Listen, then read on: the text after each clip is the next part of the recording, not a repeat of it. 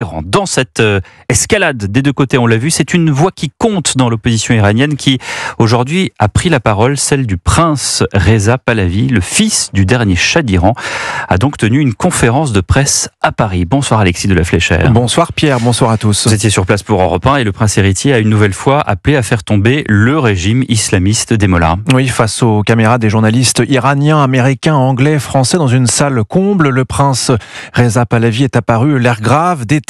Il s'est directement, d'ailleurs, dès le début de la conférence de presse, adressé au guide suprême iranien.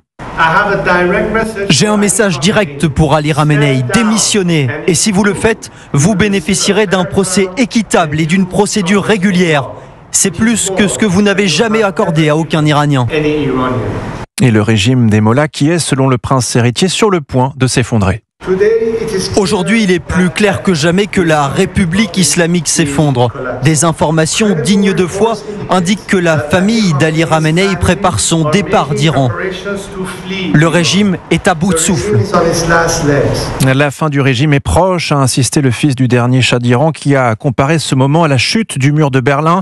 Il a profité aussi de cette conférence de presse pour détailler sa vision d'un avenir démocratique dans le pays. Un Iran fondé, a-t-il dit, sur 3 piliers, les libertés individuelles, l'égalité de tous les citoyens et la séparation de la religion et de l'État. Merci beaucoup Alexis de la Fléchère pour Europe 1.